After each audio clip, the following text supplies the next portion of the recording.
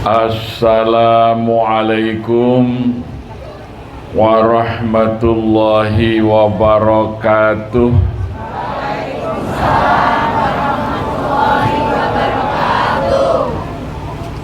Alhamdulillahil wahidil qahhar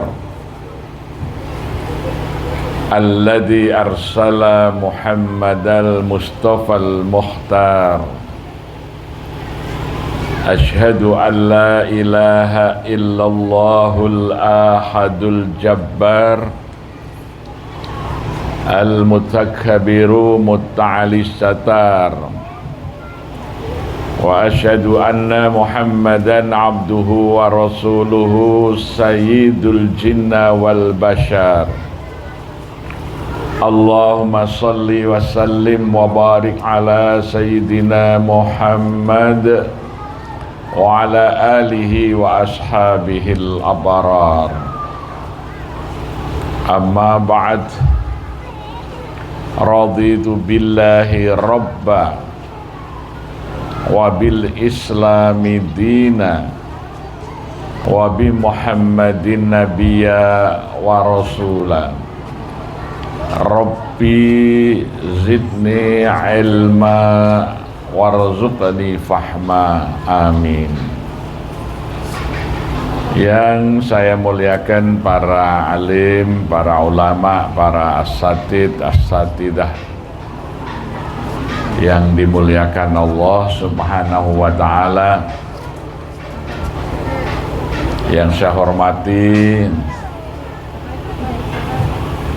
lurah dan perangkat desa beserta para pengurus wilayah. Yang saya hormati pembina, pengurus, pengawas yayasan, para hadirin wal hadirat semuanya yang saya hormati dan dimuliakan Allah Subhanahu wa ta'ala. Alhamdulillah, kita bersyukur pagi hari ini dapat bersilaturahim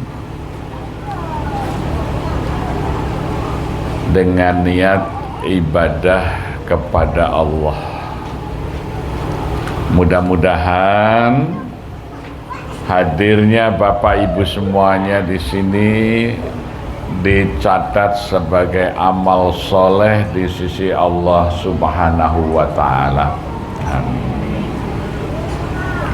Sebab memang manusia itu diciptakan hanya untuk beribadah. Di dalam surah Al-Baqarah ayat ke-21 Allah menyatakan, ya ayuhan nasu ubudu rabbakumul ladzi khalaqakum walladzina min qablikum la'allakum tattaqun. Wahai manusia, ya ayyuhan nas, wahai manusia, ubudu rabbakum, beribadahlah kamu kepada Tuhan yang menciptakan kamu,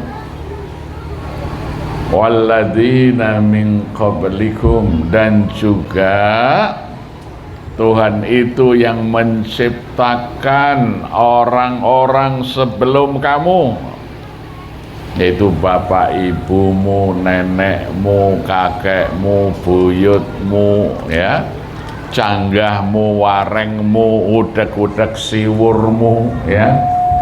Nah, itu semuanya diciptakan oleh Allah untuk beribadah. La'alakum tattaqun,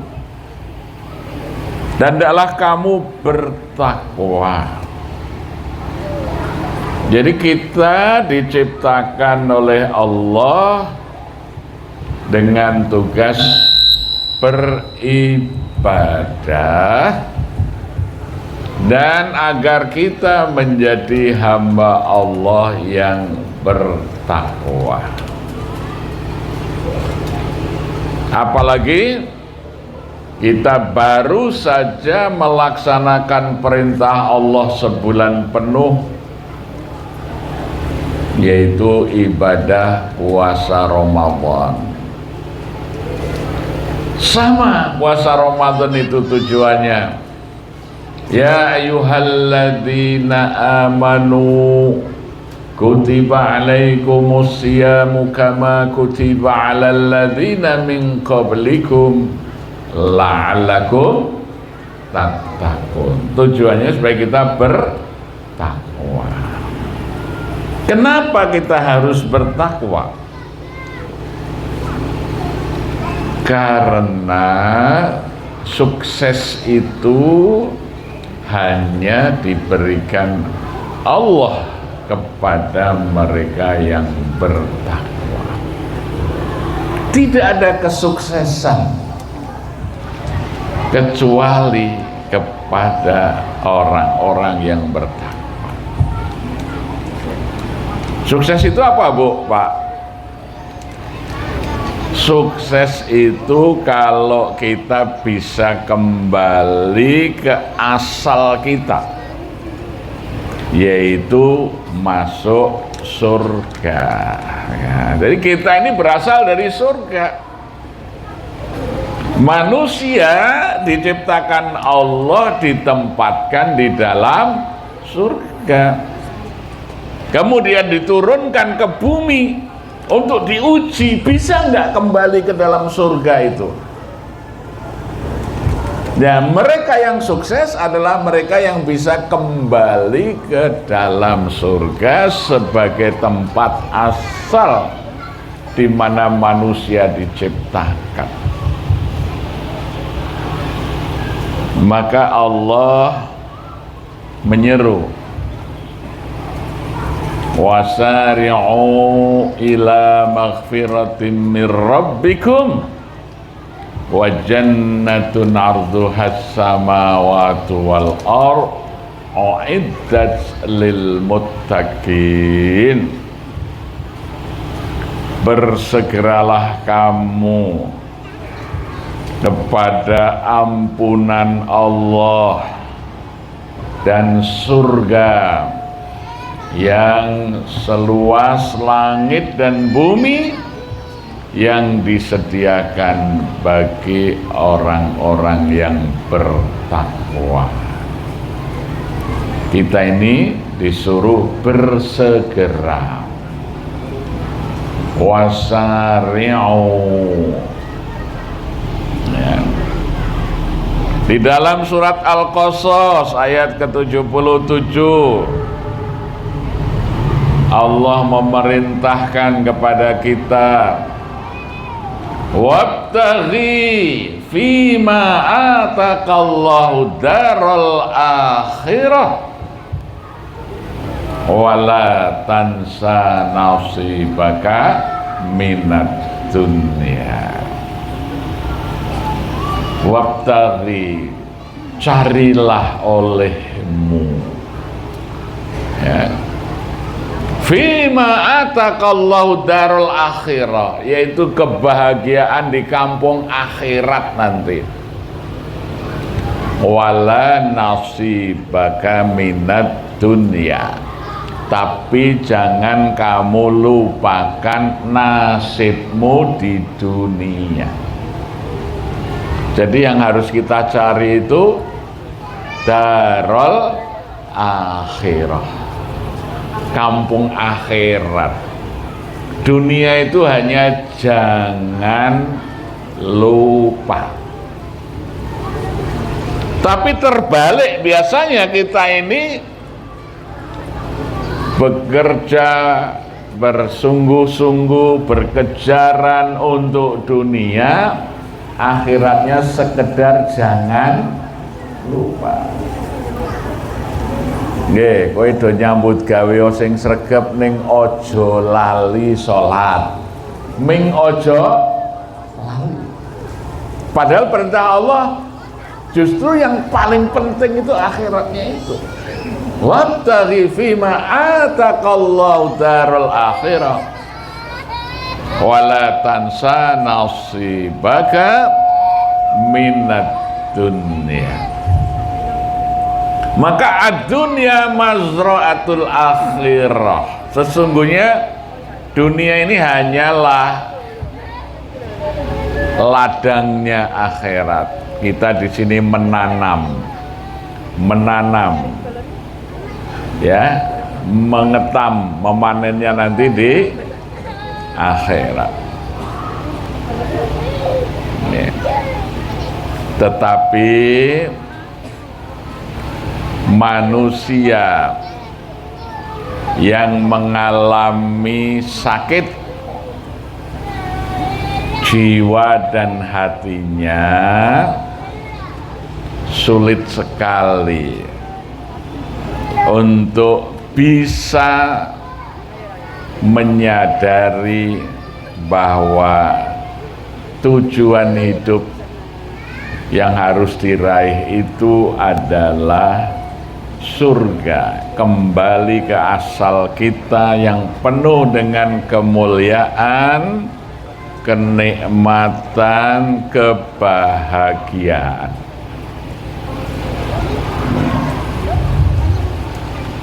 Kalau hatinya sakit, tidak bisa. Ya, karena hati manusia itu kan ada 3. Yang pertama disebut hati yang mati, qalbun mayyit, hatinya mati. Kalau diberi peringatan, diberi nasihat, sama saja. Ya.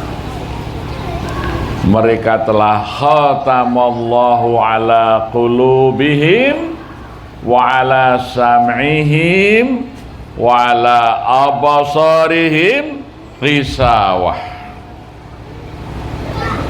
Sama saja orang-orang yang hatinya sudah mati itu, kamu beri peringatan dia atau tidak, mereka itu tidak akan memahami. Karena hatinya sudah mati. Yang kedua, qalbun marid, hatinya sudah sakit. Fi qulubihim maradun fazadahumullahu marada walahum adzabun azim. Dalam hati mereka itu ada penyakit. Ya. Kalau hatinya sakit, sulit sekali diobati, itu sulit sekali. Ya. Kalau yang sakit itu badannya, yang sakit fisiknya, orang itu ngaku datang ke dokter, Pak, perut saya sakit sudah berhari-hari, rasanya mual terus begini begitu, pengen sembuh, obatnya apa, bayar berapa. Tapi kalau hatinya yang sakit, ngaku saja tidak mau.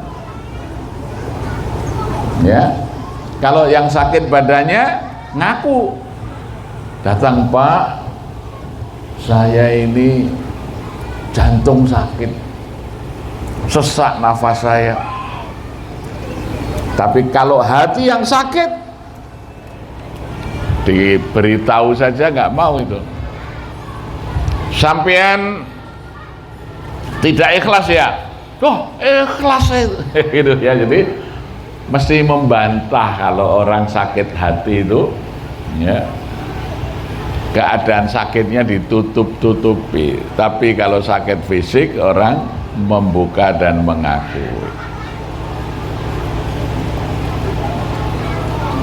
Orang yang hatinya sakit ini hidupnya susah, tidak akan bisa menikmati kebahagiaan di dunia apalagi di akhirat.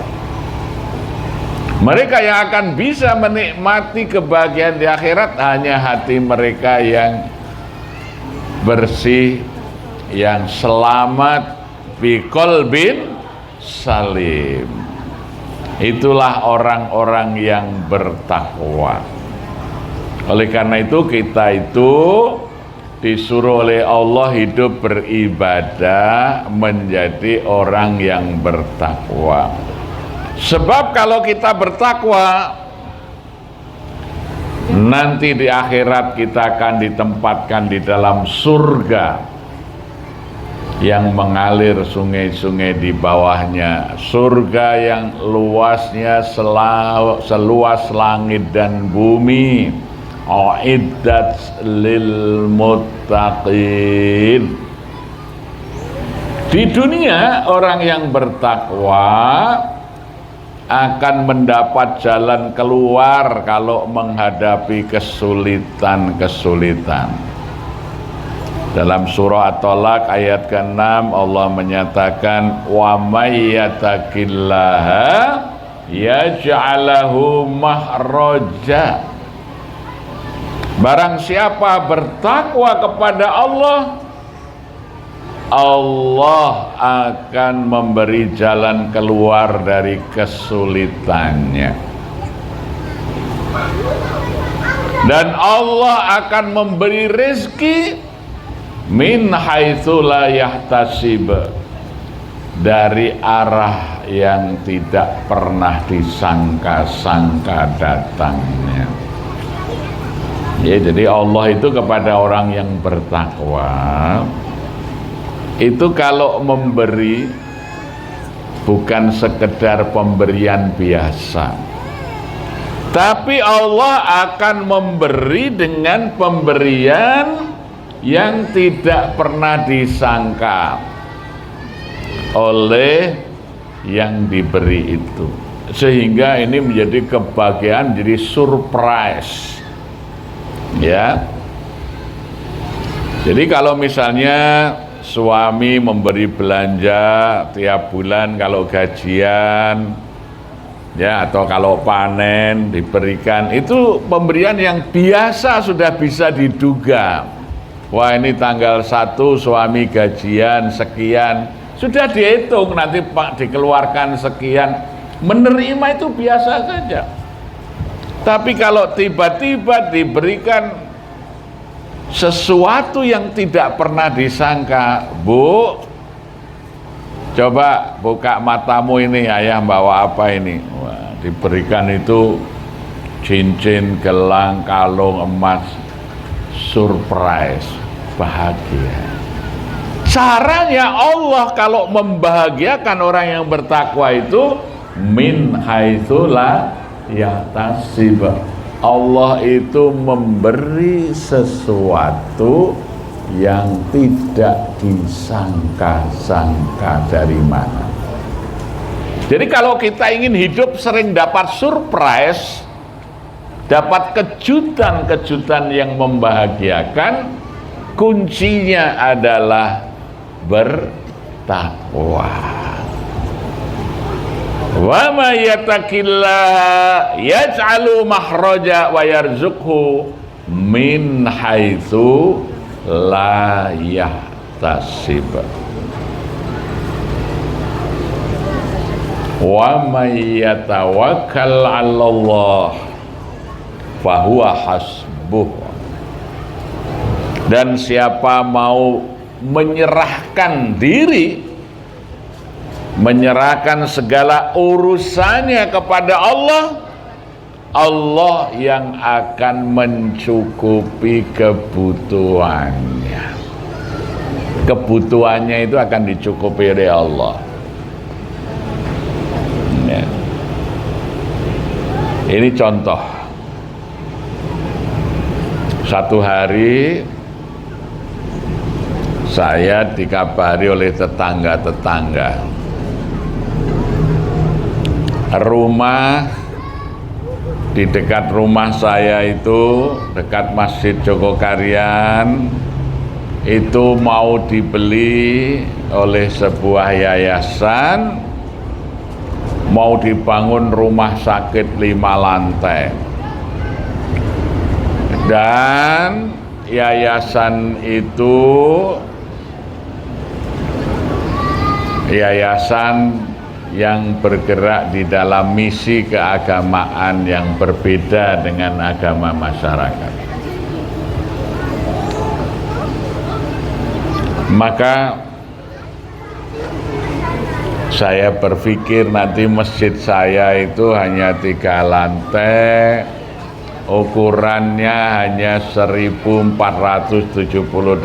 meter persegi, sedangkan tanah itu satu deret dengan masjid, jaraknya hanya 70 meter, luasnya itu 2219 meter persegi. Kalau itu jadi rumah sakit 5 lantai, masjidnya nggak kelihatan, nanti ketutupan.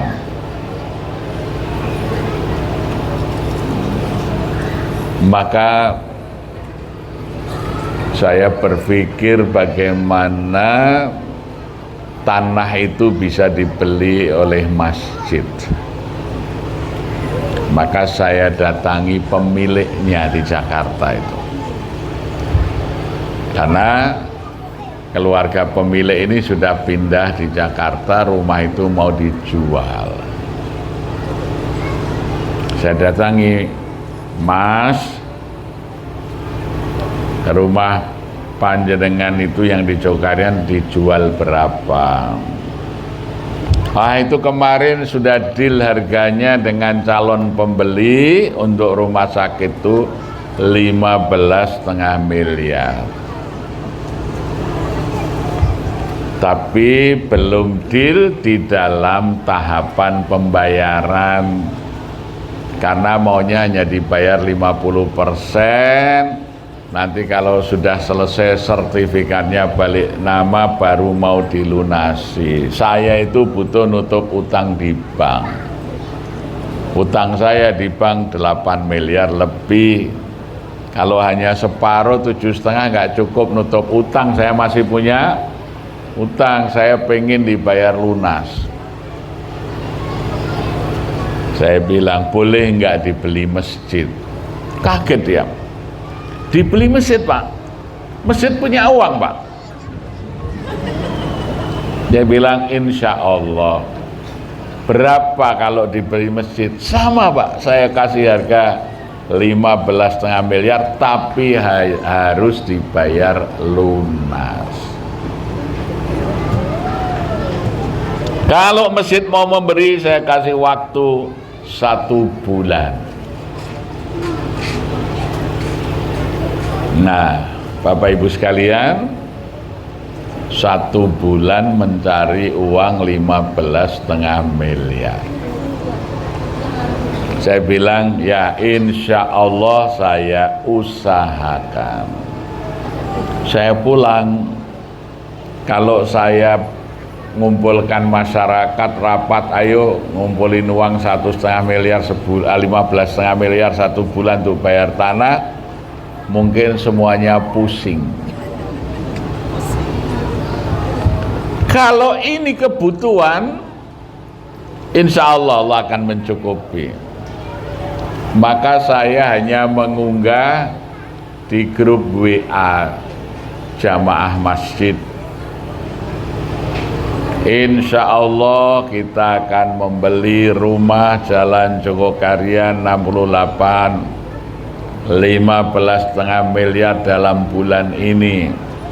Alhamdulillah sudah ada modal 50% niat, 50% doa.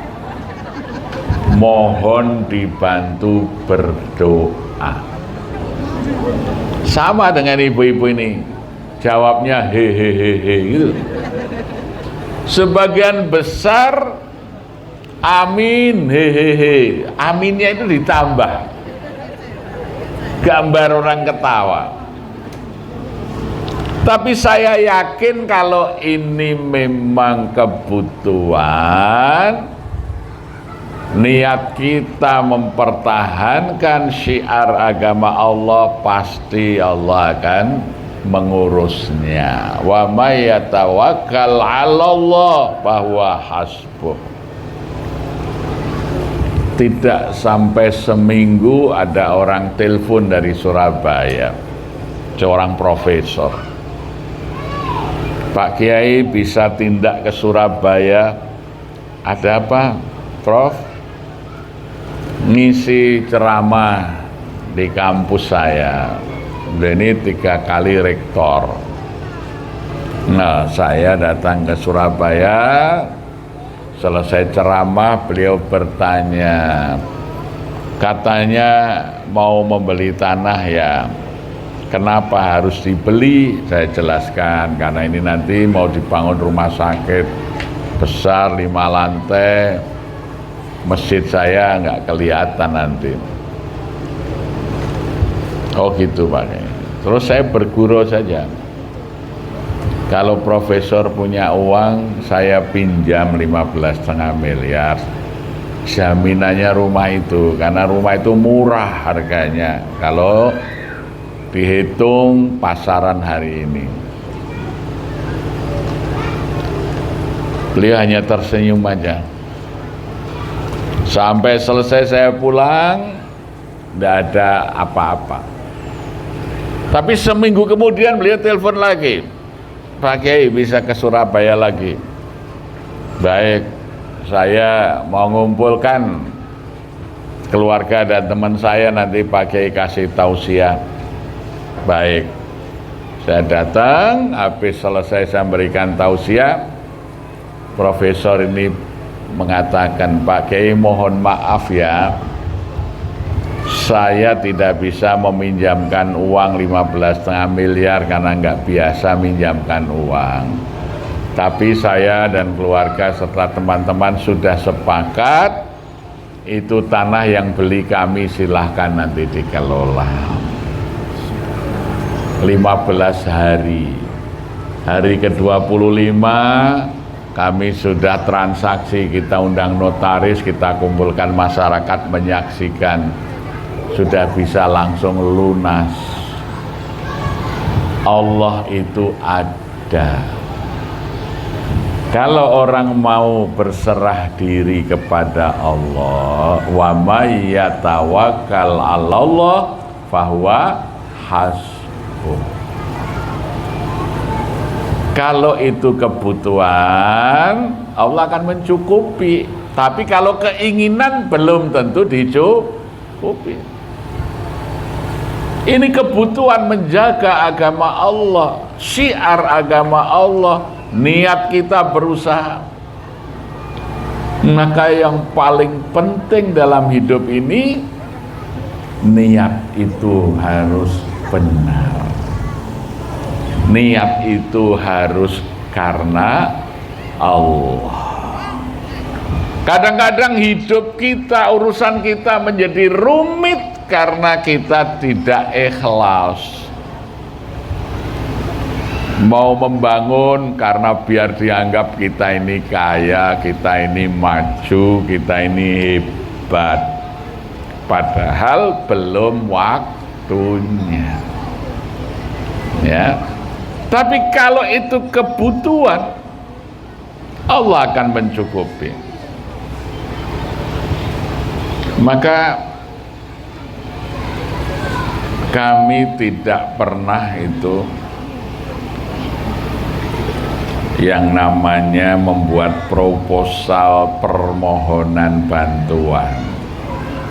Proposal saya kepada Allah saja. Ya. Contohnya juga tiap Ramadan itu Masjid Jogokarian menyediakan buka puasa. Misalnya awalnya niat kita hanya 3.500 piring setiap sore. Ternyata yang datang lebih dari 4.000. Coba kita cukupin. Ternyata nggak sampai tanggal 10 Ramadan dananya sudah saldo, sudah lebih, ya, kebutuhannya 1.675.000.000 khusus untuk menyediakan buka puasa sebulan. Tapi tanggal 10 Ramadan sudah kita nyatakan ditutup donasi karena saldonya sudah 600 juta lebih.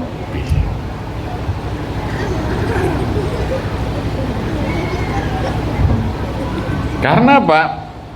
Karena itu kebutuhan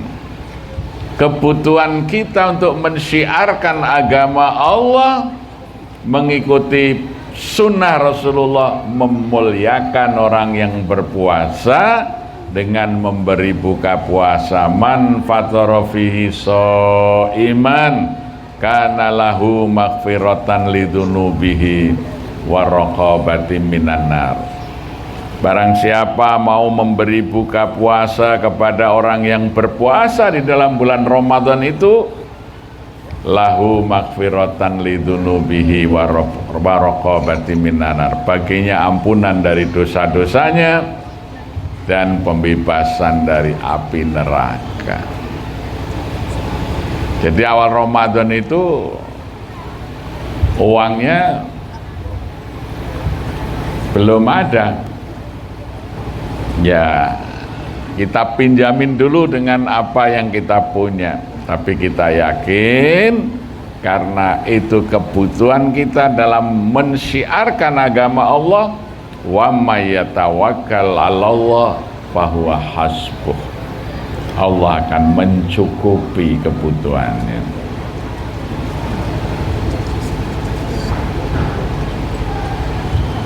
Kita melihat banyak lansia sholat berjamaah di masjid, maka penuh di lantai 1 sampai lansia harus sholat di lantai 2. Kami tidak tega kalau lansia naik undak-undakan tangga gitu. Ayo kita pasang lift supaya lansia itu mudah, termasuk kalau pakai kursi roda bisa naik ke atas. Kita tanya lift dengan kapasitas 10 orang dengan 3 tingkat itu kira-kira harganya berapa? 820 juta. Nah, karena niat dan kebutuhan kita memuliakan lansia, memudahkan lansia sholat berjamaah di masjid, itu juga tidak sampai 10 hari.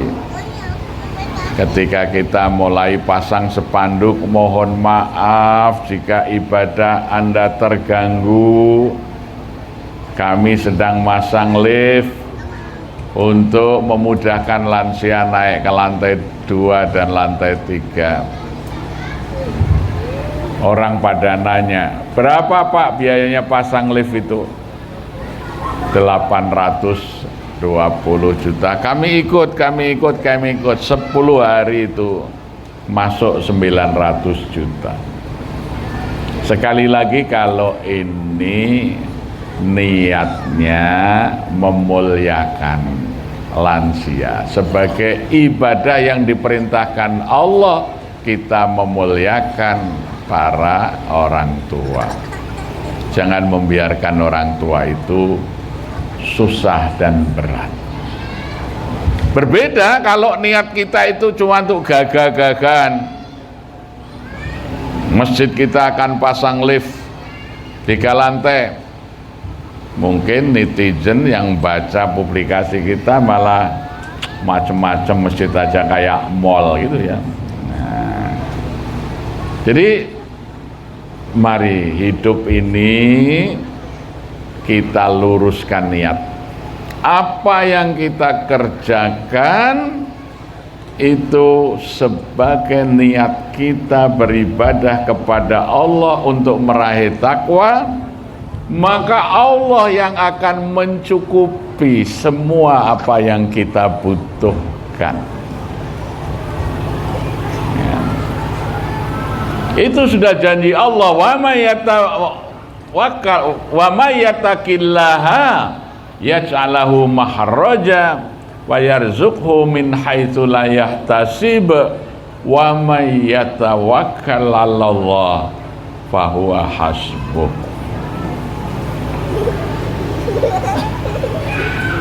Dulu saya punya pesantren ngurusin anak-anak yatim. Satu hari tahun ajaran baru, kebutuhan untuk sekolah anak yatim itu banyak. Saya tidak mau anak-anak yatim yang saya asuh saya mintakan keringanan biaya ke sekolah. Saya tidak mau anak-anak yatim saya itu telat membayar, supaya mereka tidak minder. Karena kadang-kadang anak yatim itu kita urus, tetapi kita perlihatkan, kita menjual rasa belas kasihan, sehingga kadang-kadang anak yatim itu menjadi rendah diri. Ya, maka kalau anak saya telat bayar SPP tidak masalah. Ya. Tapi kalau anak yatim jangan sampai telat, supaya jangan dipanggil kepala sekolah, kok kamu belum bayar, ya nanti hatinya lebih kecil. Kalau anak saya masih punya bapak, punya ibu, kalau ditanya kok belum bayar, ya nanti bapak ibu mungkin belum punya uang, ya mungkin kita bapak ibunya yang dipanggil. Kalau anak yatim itu sepatunya sudah jelek, saya belikan yang baru. Kalau anak saya sepatunya sobek, saya suruh jahit dulu. Kamarnya anak yatim lebih bagus dari kamar anak saya. Nah, satu hari ketika itu saya harus bayar beberapa anak tahun ajaran baru sekolah, uang saya sedang tidak ada. Kebetulan anak pertama saya waktu itu sudah kuliah S2 di Rutsumakan University di Jepang. Karena dia pernah cerita pada saya, dia dapat beasiswa Mambuso dari Kementerian Pendidikan Jepang itu cukup besar. Jadi tiap bulan bisa nabung antara 6 sampai 10 juta tabungannya, sisanya itu. Maka saya mau pinjam uang anak saya itu. Ayah pinjam uangmu dulu untuk bayarin anak-anak yatim ini sekolah. Anak saya nanya, berapa? Waktu itu saya butuh 12 juta saja, insya Allah bulan depan saya kembalikan. Jawab anak saya, ini silahkan dipakai oleh ayah, tidak usah dikembalikan. Ditransfer, saya gunakan bayarin anak-anak yatim.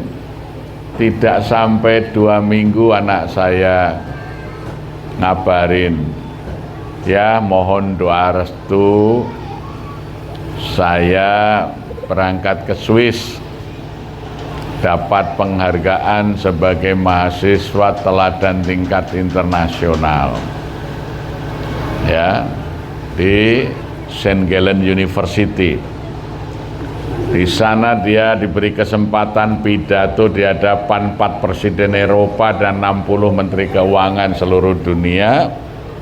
Pulangnya dapat penghargaan 20.000 euro, sekitar 450 juta.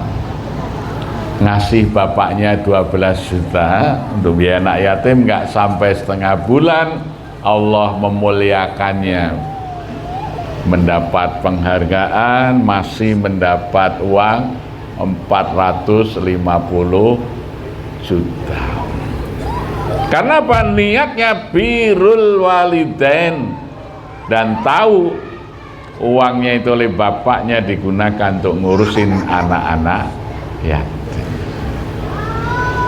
Ya, itu min haitsu la yahtasib, tidak disangka-sangka. Kalau Allah memberi itu tidak disangka-sangka. Ya alhamdulillah anak saya semuanya diberi kesempatan beasiswa di luar negeri, maka sering dulu ditanya, gimana Pak Ustadz mendidik anak-anak? Saya bilang, saya ini nggak bisa didik anak, tapi saya ngurusin anak-anak yang susah, anak yatim, anak orang miskin. Anak saya diurus oleh Allah yang ngurusin anak-anak yatim. Karena kadang-kadang kita ini sibuk ngurus anak kita sendiri sampai lupa tugas kita berbuat baik pada orang lain. Kalau Allah perintahkan itu tidak mungkin Allah tidak memberi sarananya.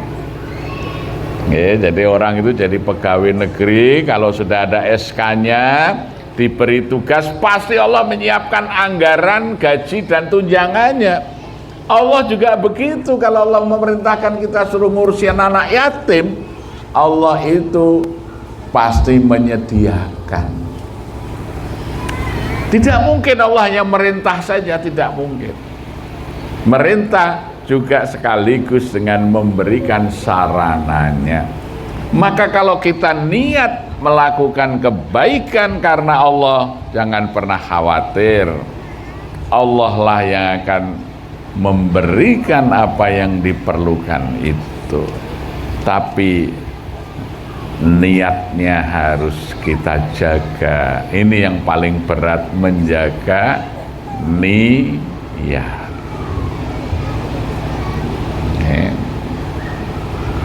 Menjaga niat karena Allah. Inna sholati wa nusuki wa mahyaya wa mamati lillahi rabbil alamin. Sesungguhnya hidupku, sholatku, inna sholati wa nusuki, ibadahku, wa mahyaya, hidupku, wa mamati, dan matiku, lillahi rabbil alamin. Jadi mari hidup itu belajar untuk menjaga niat. Meraih sukses itu adalah menggapai surga yang dijanjikan di akhirat kelak. Insya Allah semua sarana dan kebutuhan yang diperlukan pasti Allah akan menyediakan. Sekarang banyak manusia itu yang lebih percaya pada pengetahuannya yang terbatas daripada yakin dengan apa yang difirmankan Allah di dalam Al-Quran dan yang disabdakan oleh Rasulullah Sallallahu Alaihi Wasallam. Belajar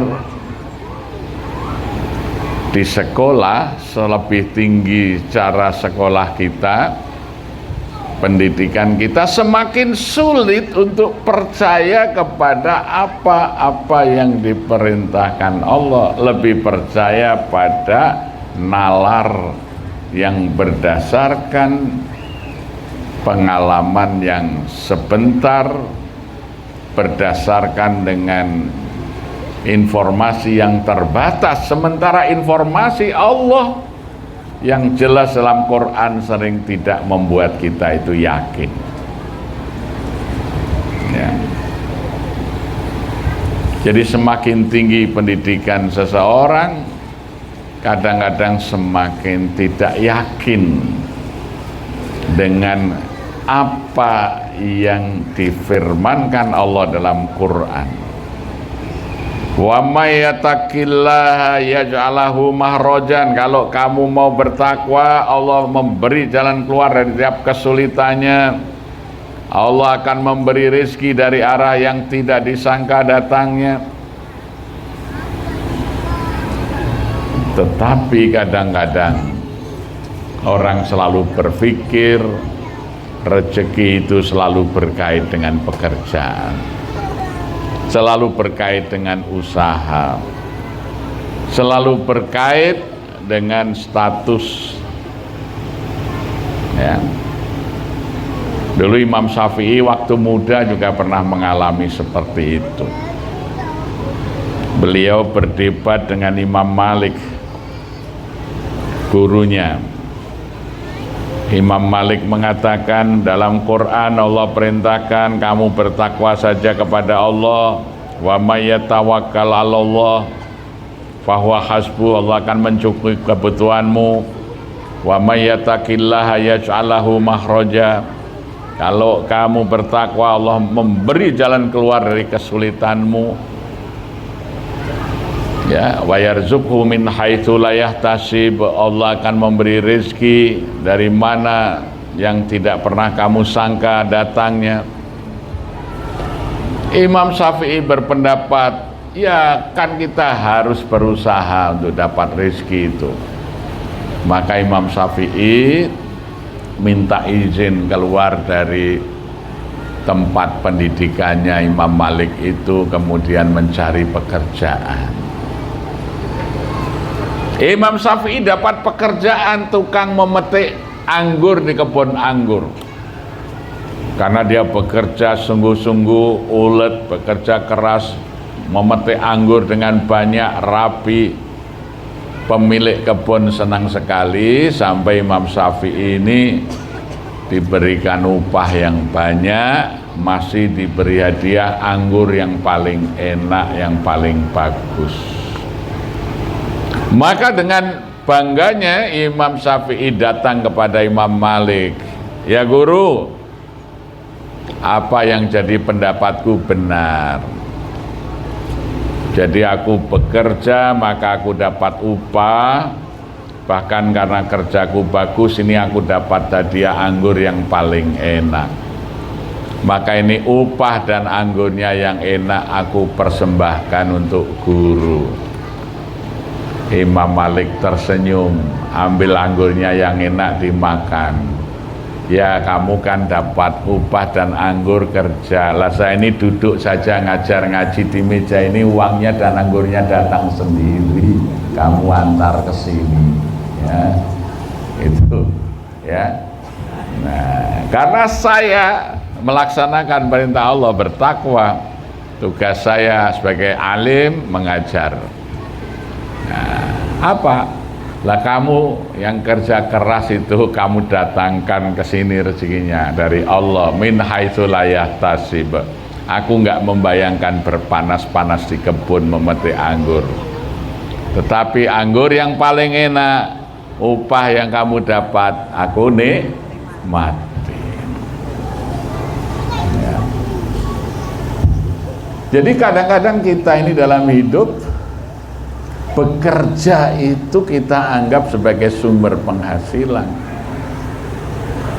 Tapi bagi orang yang beriman, bekerja itu hanya perintah Allah yang kita laksanakan, sedangkan rezekinya datang dari Allah.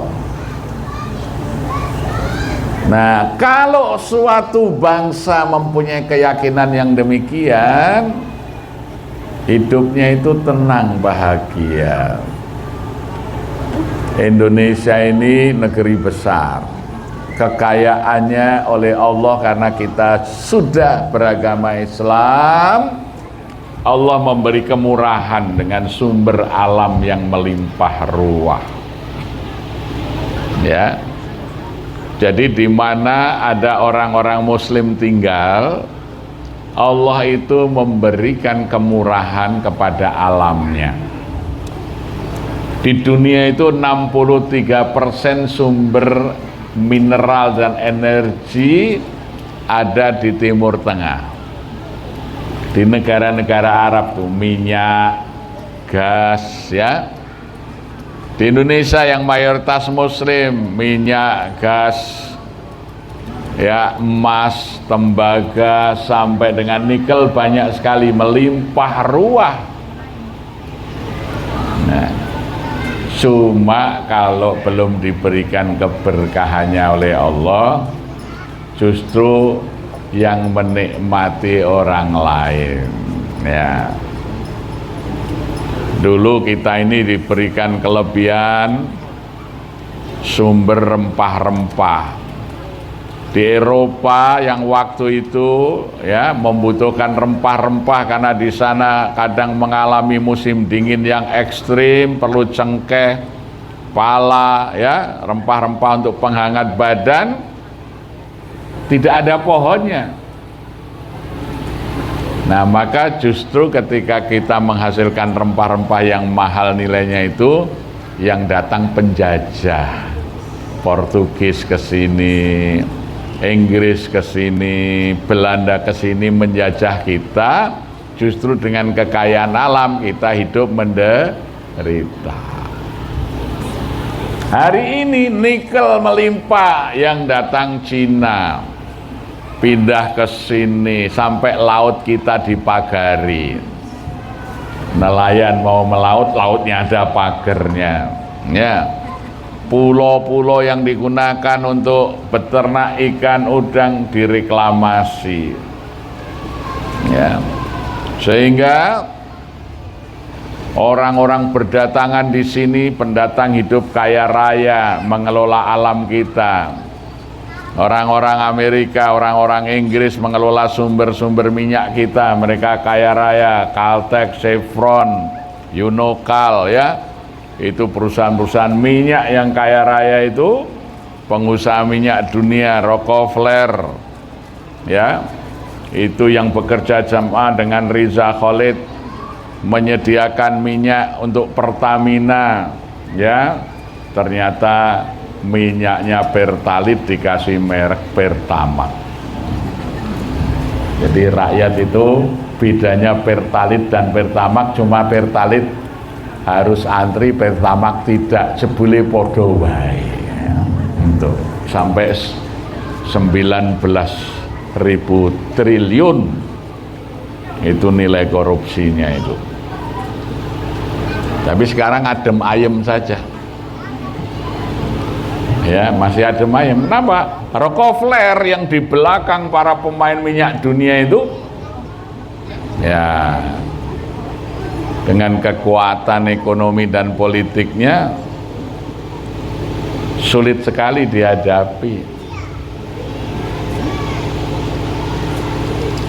Artinya apa? Kita ini yang punya sumber minyak, tapi kita ini menjadi orang yang bergantung kepada para pedagang minyak dunia. Pertamina sudah menjadi Pertamini, ya, di mana Indonesia ini penghasil gas, tapi rakyatnya ada yang antri gas. Ya, saya di Kalimantan Timur ini di Universitas Mula Warman, berapa kali saya diundang seminar, lampu mati, wah lagi tayangan plek mati. Padahal Kalimantan Timur itu sumber energi, tambang batu bara di mana-mana, tambang minyak banyak di sana, tambang gas LNG ada di sana. Jepang yang LNG-nya datang dari Kalimantan Timur, terutama Bontang. Satu hari produksi itu cukup untuk menggaji PNS seluruh Indonesia 4 bulan. Di Jepang tidak pernah listrik mati. Jadi mereka yang tidak punya sumber energi tidak pernah kekurangan energi. Kita yang jadi sumber sering kekurangan energi. Ibu-ibu antri gas, gas langka, minyak disuruh ganti gas, ya, dan lain sebagainya. Ketika keberkahan itu belum diberikan oleh Allah, sumber-sumber alam belum mendatangkan kenikmatan. Padahal ahlinya di sini banyak. Apa? Ahli ekonomi. Wow, banyak sekali. Setiap tahun 14.000 sarjana ekonomi diwisuda di berbagai perguruan tinggi di Indonesia. Doktor-doktor di bidang ekonomi banyak. Ya. Di Makkah, di Madinah itu ahli ekonominya sedikit, penghafal Al-Qur'annya banyak, masjid-masjidnya relatif lebih penuh. Di sana tidak ada orang Madinah, orang Makkah yang lari keluar untuk cari penghidupan.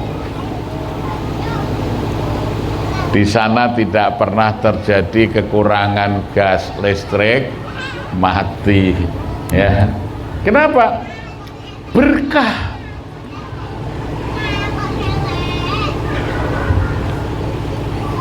Imam Masjidil Haram, Imam Masjid Nabawi itu gajinya berapa, Bu? Ada yang perso nggak?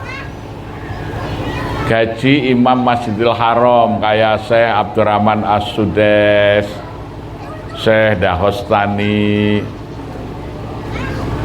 ternyata dianggap imam itu sangat mulia, tidak layak kalau masyarakat itu menentukan gajinya. Jadi imam itu cuma dikasih cek kosong tiap bulan, suruh ngisi sendiri butuhnya berapa. Gajinya tidak ditentukan, tapi menentukan sendiri. Karena mengimami sekian juta jamaah di Masjidil Haram, di Masjid Nabawi itu sangat mulia, tidak pantas orang mengukur nilai daripada imam itu.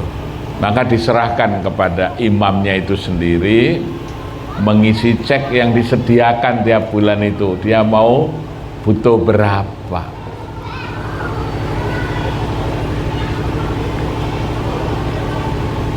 Jadi Allah Subhanahu wa ta'ala akan memberikan berkah kepada mereka yang bertakwa. Lau kana ahlal qura amanu wattaqau la fatahna alaihim barakatim minas sama'i wal ardh. Sedangkan negeri kita ini kekayaan alamnya melimpah ruah, banyak orang hidup miskin dan kekurangan. Karena apa? Kita belum mengutamakan ketakwaan. Ya, ilmu ekonomi tinggi-tinggi dipelajari. Kemarin Menteri Keuangan kita Bu Sri Mulyani mengatakan ilmu ekonomi nggak ada gunanya menghadapi perang dagang yang sedang dilakukan oleh Donald Trump, Presiden Amerika, ya, dengan menaikkan tarif biaya masuk barang-barang dari Indonesia dan dari negara-negara lain ke Amerika. Ini tidak ada teori ilmu ekonominya, jadi ya semuanya kebingungan, sehingga Masya Allah ini Ibu Bapak semuanya, kalau menurut nalar manusia bulan Mei Juni ini bulan yang sulit. Karena apa? Ekonomi kita ini berat, pemerintah terbebani utang yang 2 periode ngawur digunakan belum ada hasilnya itu. Kita harus bayar utang APBN kita itu 800 triliun berupa dolar. Maka dolar itu dibeli untuk apa? Bayar utang luar negeri. Itu baru utang pemerintah resmi, belum utang BUMN. Makanya dolar sudah tembus di atas 17.000. Ya, banyak sekali perusahaan yang harus gulung tikar, lebih 40.000 buruh Sritek di PHK. Itu baru Sriteknya, belum nanti suppliernya, warung-warung tempat jajannya para buruh, kos-kosannya, ya, Masya Allah itu, ya, kita mengalami beban ekonomi yang berat. Emas hari ini sudah tembus 20.000, ya. Meskipun resminya emas antam itu sekitar 17 kurang sedikit, tapi di pasaran sudah tembus 2 juta. Ya, karena orang mau aman menghadapi gejolak moneter. Mata uang kita ini sudah berat sekali dipertahankan di bawah 17 dolar, ya, ribu per dolar. Itu dengan ilmu ekonomi yang dipelajari oleh ribuan orang di perguruan tinggi nggak bisa diatasi. Apakah itu terjadi di Mekah, di Madinah? Gitu.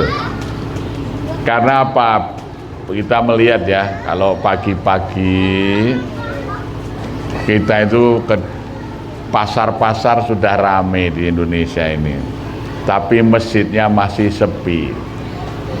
Sedang di sana sebelum subuh masjidnya sudah ramai, pasarnya masih sepi. Anak saya yang kedua itu kuliah dulu di KAUS, King Abdullah University of Science and Technology, ya. Ini universitas riset milik Saudi dengan anggaran riset yang sangat besar. Anak saya itu kalau riset dibiayai oleh kampusnya itu nyewa kapal itu 3 bulan, sewanya 1 hari 500 juta, dibiayai oleh kampus untuk riset.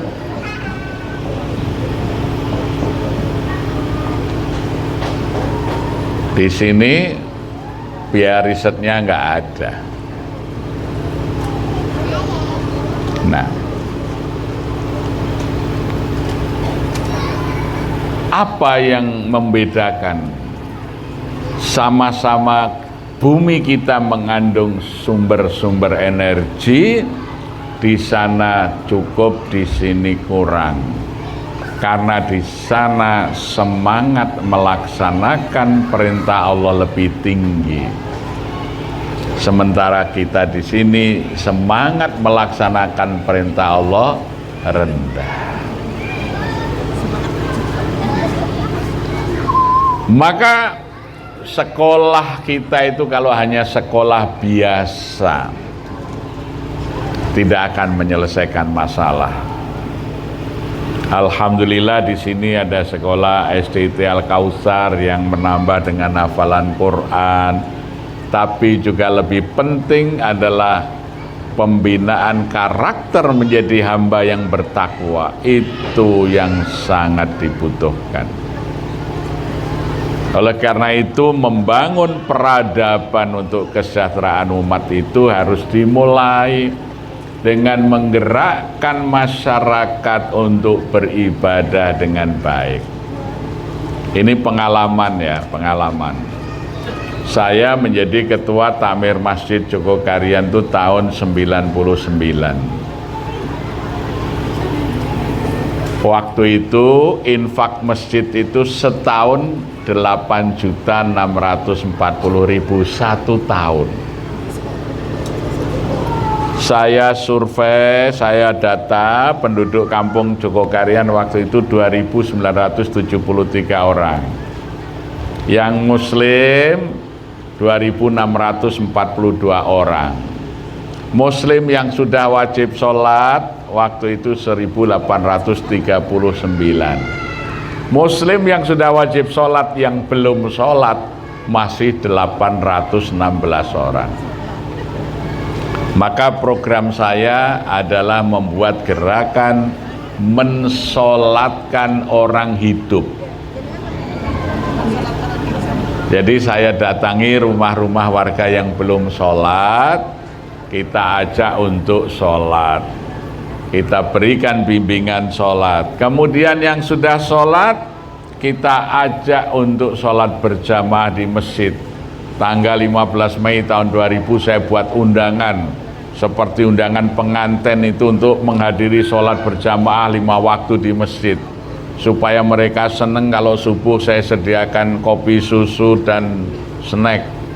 Saya kasih door prize, ya, door prize-nya yang terakhir itu umroh gitu. Alhamdulillah tahun 2003 yang belum sholat tinggal 315, tahun 2009 tinggal 27. Apa yang terjadi?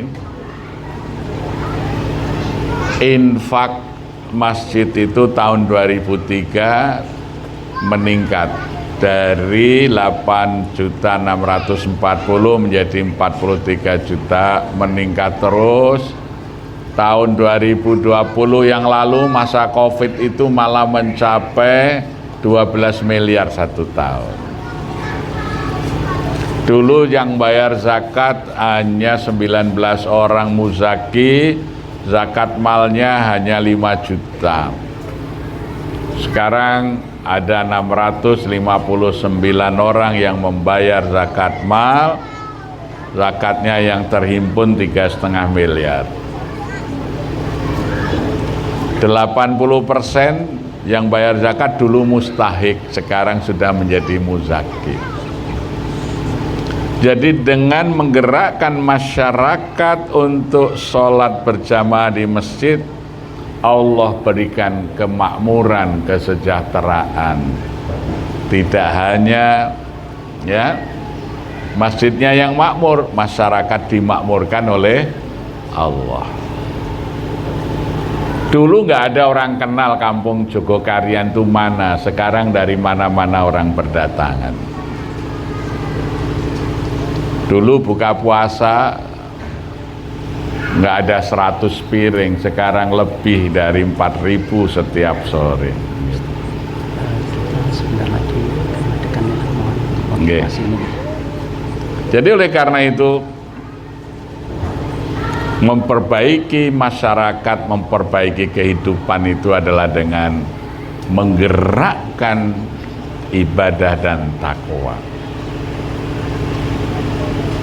Maka Bapak Ibu sekalian, marilah kalau ada kebaikan, menggerakkan kebaikan, mari kita sengkuyung, kita dukung, ya.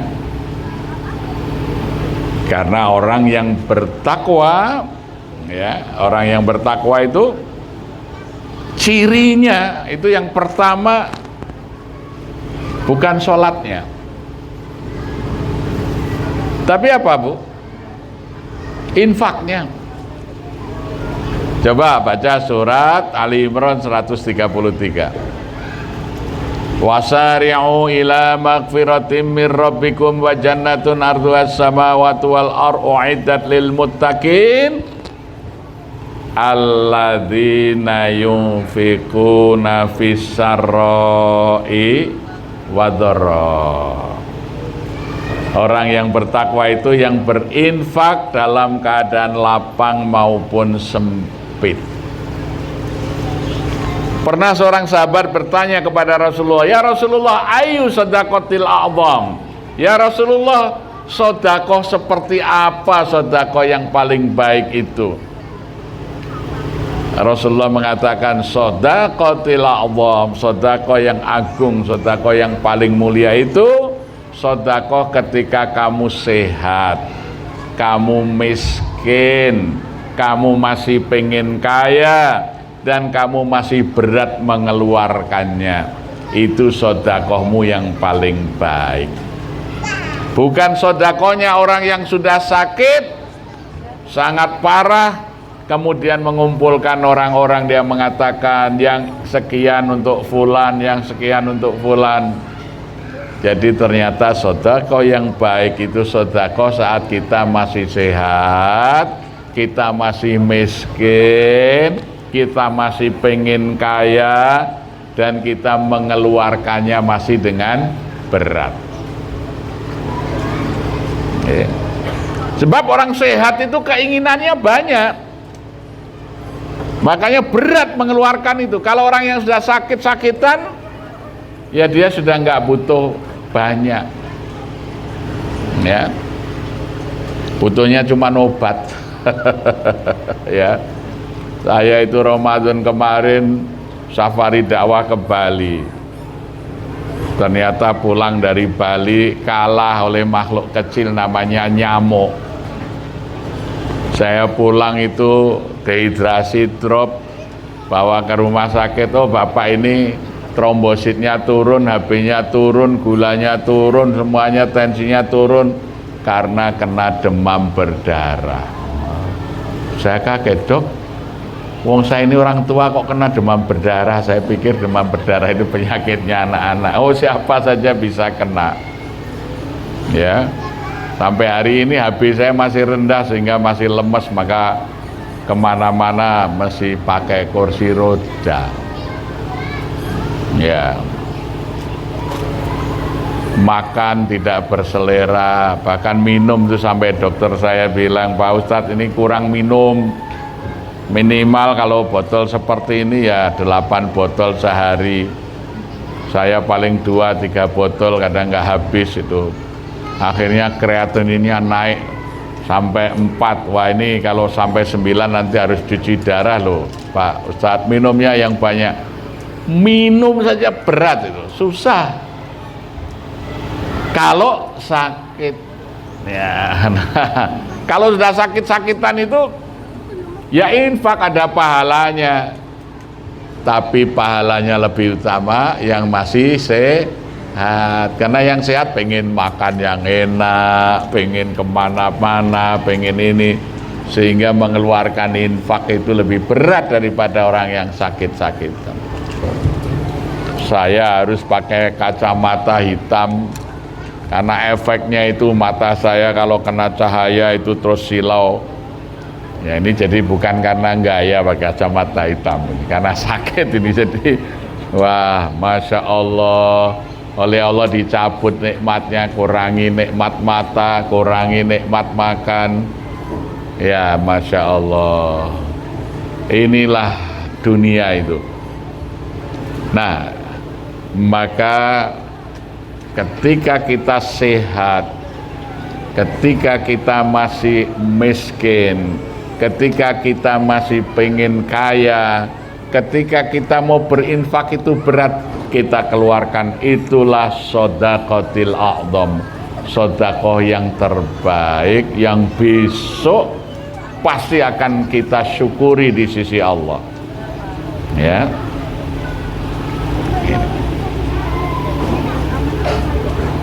Jangan sampai harta yang kita cari kita tinggal saja di dunia. Dulu ada Muhammadiyah di Kota Gede itu mau membangun STM tahun 78. Saya masih SMA kelas 2. Saya datang waktu itu pengajian akbar yang ngisi Kiai Haji Fahrudin. Pak Air menyampaikan dalam pengajian itu, ayo kita bantu, ini Muhammadiyah baru mendirikan STM supaya anak-anak yang kurang mampu itu bisa sekolah dan cepat mendapat pekerjaan kalau sekolah di situ. Ada orang yang maju menyerahkan cek, orangnya sederhana, pakai sarung, pakai baju takwa, pecinya agak lusuh, orang sudah setengah umur, kira-kira umurnya 70 tahun, datang, nih Pak R, saya nitip untuk sekolah ini. Dibacakan oleh Pak R Farudin 700 juta. Pada waktu itu dolar hanya 750 rupiah. Jadi kira-kira kalau sekarang berapa miliar itu. Maka saya cari orang itu siapa. Ternyata beliau itu namanya Haji Ismail, pemilik toko batik Terang Bulan di Malioboro itu. Maka saya datang, saya belajar, saya bertanya, Pak Ismail, panjenengan itu kok ringan mengeluarkan harta sebanyak itu hanya untuk nyumbang sekolahan. Beliau mengatakan, aku ki wong sing seneng banget karo donya. Saya ini orang yang sangat mencintai harta saya. Saking cintanya saya pada harta saya, mau saya bawa sampai ke akhirat. Maka saya titip-titipkan termasuk untuk pembangunan sekolah ini. Orang sekarang ini tidak mencintai hartanya, cuma ditinggal saja dan di dunia, dan mungkin malah jadi rebutan anak cucunya. Jadi orang yang mencintai harta itu seperti itu ternyata. Saya kemarin 2 bulan yang lalu dari Jakarta dipaksa singgah ke Adiwerna Tegal untuk singgah ke sebuah pesantren yatim Muhammadiyah. Ya, ada orang namanya Bu Zainab Syukri ya, yang nggak salah. Beliau itu mewakafkan hartanya 40 miliar untuk pesantren yatim tadi. Saya diminta untuk berdoa saja di situ, mampir saja, mendoakan mudah-mudahan sukses. Ternyata hartanya nggak habis-habis ketika dibelanjakan dengan benar di jalan Allah Subhanahu wa Ta'ala. Ya. Saya diundang ke Medan, disuruh meresmikan masjidnya yang dibangun oleh namanya Haji Anif. 1 tahun beliau itu membangun 99 masjid dengan uang pribadi. 99 masjid 1 tahun. Saya tanya, berapa anggarannya satu masjid? Mau mengadakan lelang terus, tapi jenengan masih di sini ya? Oh nggih.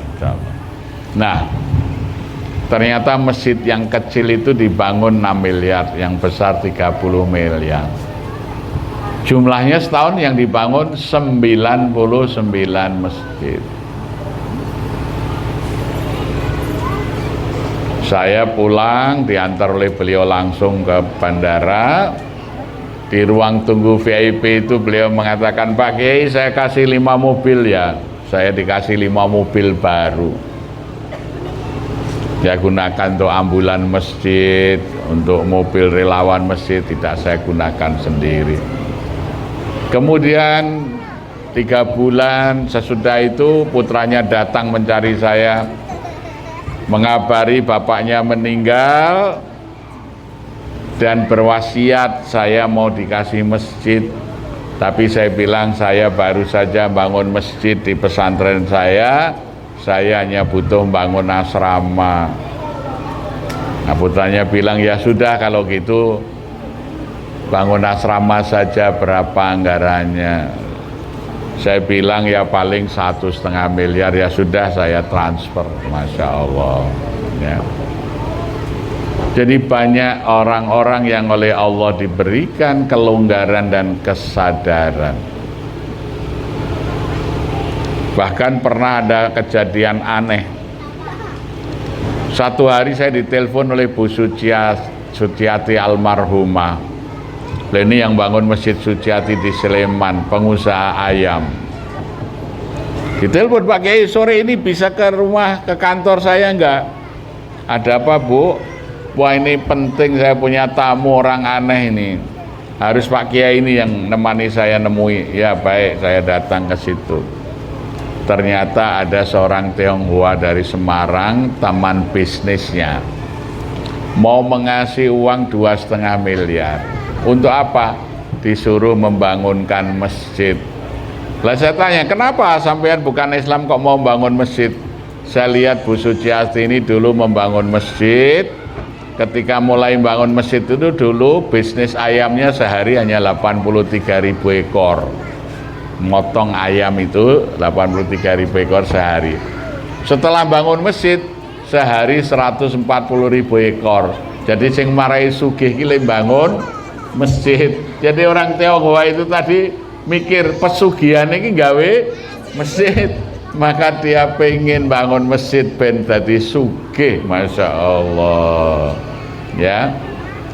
Ini saya diundang oleh namanya Pak Jujur Arifin di Gresik sana ya. Pak Kiai, saya sediakan tanah 5 hektar dan uang 100 miliar untuk bangun masjid. Alhamdulillah selesai masjid, perusahaannya ini berkembang pesat ya. Jadi kalau niat kita sekali lagi di dalam bekerja berusaha ini sebagai ibadah kepada Allah untuk mensiarkan agama Allah, kita akan dimudahkan oleh Allah Subhanahu wa Ta'ala. Nah ini kesempatan yayasan ini sedang ya mau membangun tempat pendidikan yang baik untuk anak-anak dan generasi penerus, monggo nanti silahkan, tidak harus hari ini, tapi niatilah, jangan sampai tidak ada niat di dalam hati kita untuk berpartisipasi. Insya Allah Allah akan memudahkan. Demikian, mudah-mudahan bermanfaat. Aku qouli hadza wa nastaghfiruh, innahu huwat tawwabur rahim. Assalamualaikum warahmatullahi wabarakatuh. Waalaikumsalam warahmatullahi wabarakatuh.